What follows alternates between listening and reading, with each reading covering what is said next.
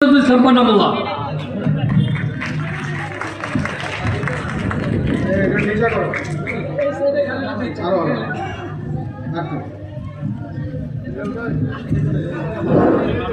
বিসমিল্লাহির রহমানির রহিম।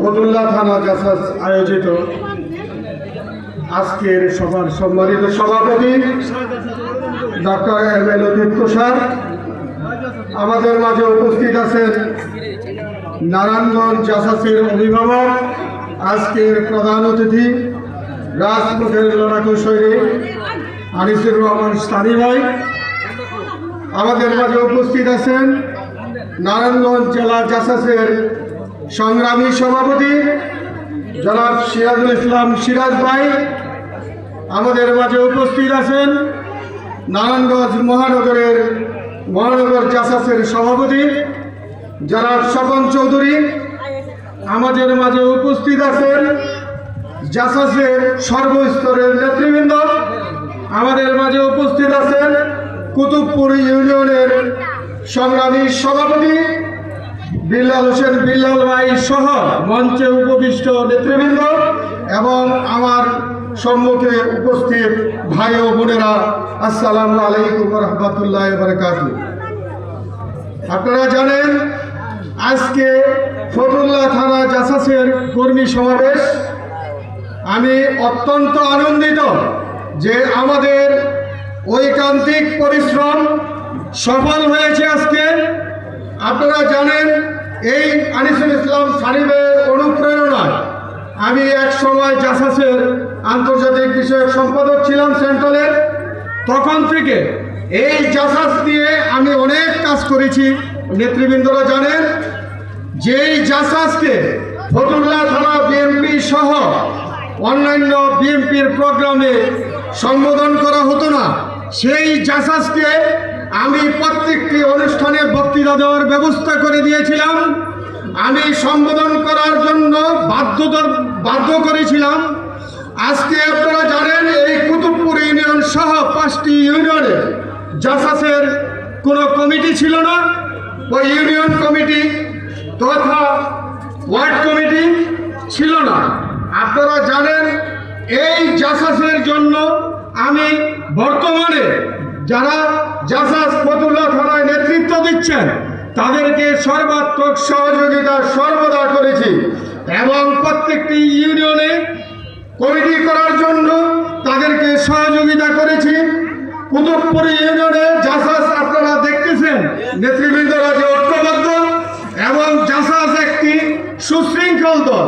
নিঃসন্দেহে আপনারা জানেন এই জাসাসে কোনো চাঁদাবাজ নাই, সন্ত্রাস নাই, কোনো জমি দখল ভূমি দখলদার নেই। এই জাসাস একটি সামাজিক সাংস্কৃতিক সংস্থা। আপনারা শুধু জাসাস সামাজিক সাংস্কৃতিকেই থেমে রয়নি। আপনারা জানেন এই জুলাই আন্দোলনে এই জাসাসের অত্যন্ত অগ্রণী ভূমিকা ছিল। এই বিগত দিনে এই জাসাস রাজপথে আন্দোলনে তারা জেলে গিয়েছেন। আমার সাথে জেল পার্টনারও এখানে 2-4 জন আছেন জাসাসে। তাই আজকে আমি বলতে চাই জাসাস একটি বাংলাদেশ জাতীয়তাবাদী দলের অঙ্গ সংগঠন। সেই অঙ্গ সংগঠনকে অবজ্ঞা করার কিছু নেই। তাই আমি বলতে চাই আজকে জাসাসকে মূল্যায়ন করে আজকে আগামী দিনে বাংলাদেশ জাতীয়তাবাদী দলকে গড়তে হবে, এই আশাবাদ ব্যক্ত করছি।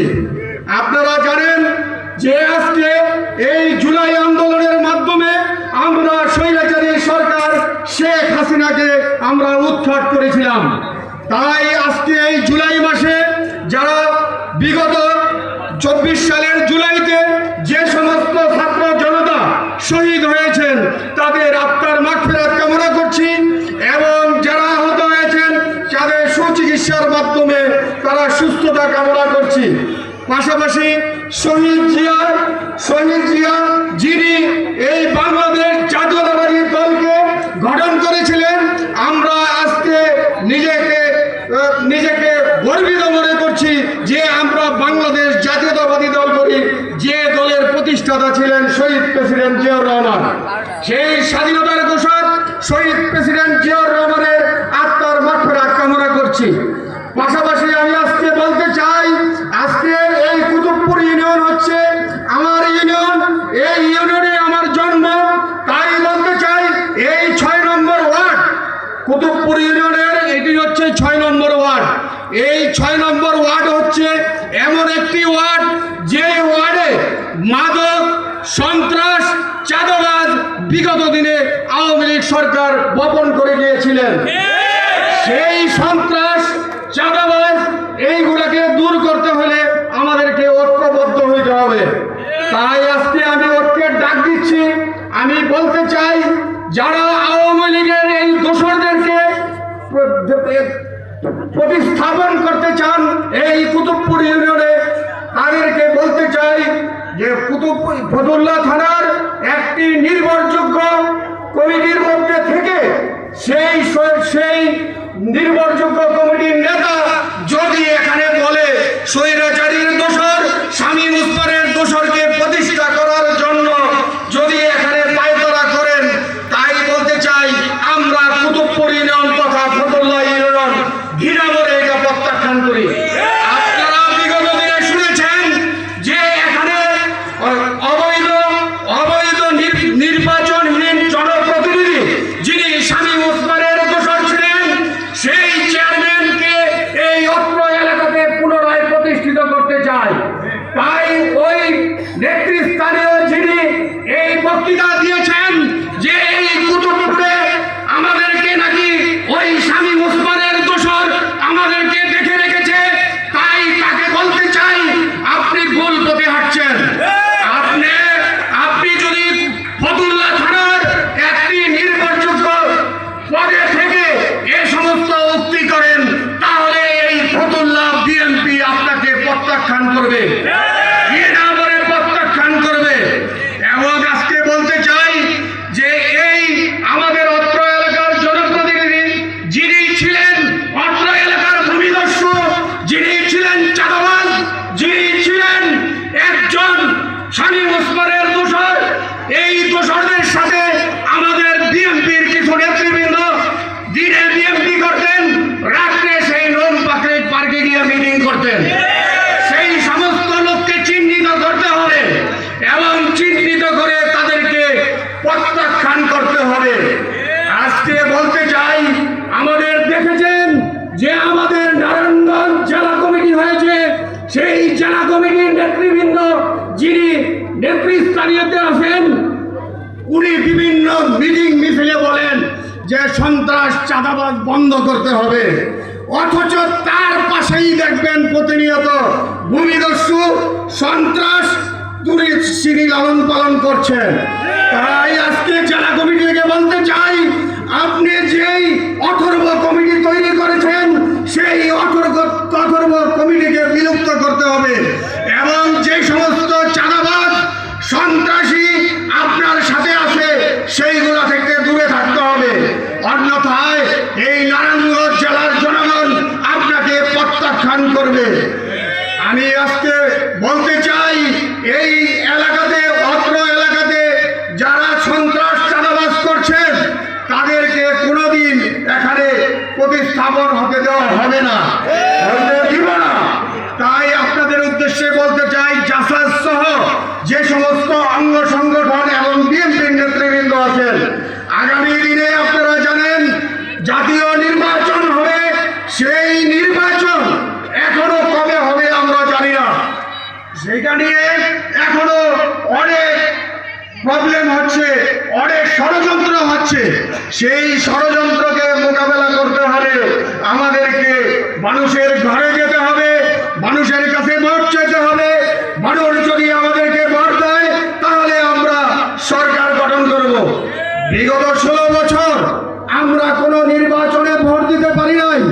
আজকে দেখেন, যেই ছেলেটির বয়স 2008 সালে 16 বছর ছিল, আর 16 বছর যদি যোগ করেন 36 বছর হয়।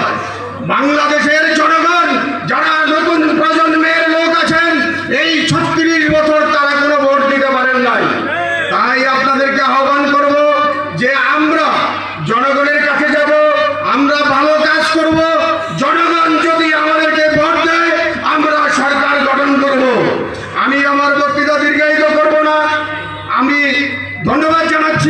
এখানে মহিলা জাসাজ সহ এখানে অনেক নেতৃবৃন্দ আছেন।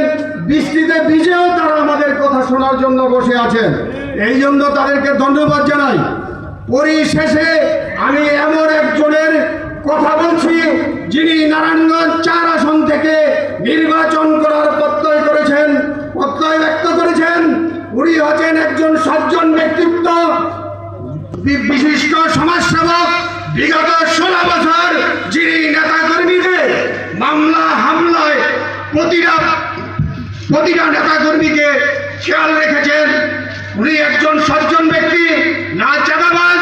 সেই ব্যক্তি যিনি নারায়ণগঞ্জ 4 আসন থেকে আগামী দিনে নির্বাচন করার প্রত্যয় ব্যক্ত করেছেন এবং আপনাদেরকে সালাম জানিয়েছেন। উনি হচ্ছেন আলহাজ মোহাম্মদ শাহ আলম সাহেব। তাই আপনাদের উদ্দেশ্যে বলতে চাই, আলহাজ শাহ আলম সাহেব যদি নমিনেশন পান তাহলে আমরা তার পক্ষে থাকব। পাশাপাশি আরো বলতে চাই, দেশনেত্রী খালেদা জিয়া, জনাব তারেক রহমান যাকে নমিনেশন দেবেন, যারা হাতে দানের শীষ তুলে দেবেন, তার সাথে আমরা থাকবো ইনশাআল্লাহ, এই আশাবাদ ব্যক্ত করছি। পরিশেষে আমি সর্বাঙ্গীন সবার মঙ্গল কামনা করছি। মঙ্গল কামনা করে আমার বক্তব্য শেষ করছি। ধন্যবাদ। বাংলাদেশ জাতীয়তাবাদী দল জিন্দাবাদ। শহীদ প্রেসিডেন্ট জিয়াউর রহমান অমর হোক। তারুণ্যের অহংকার তারেক রহমান জিন্দাবাদ। দেশনেত্রী বেগম খালেদা জিয়াকে আল্লাহ পাক সুস্থতা দান করুক এবং পরিশেষে জাসাস জিন্দাবাদ। আসসালামু আলাইকুম ওয়া রাহমাতুল্লাহ।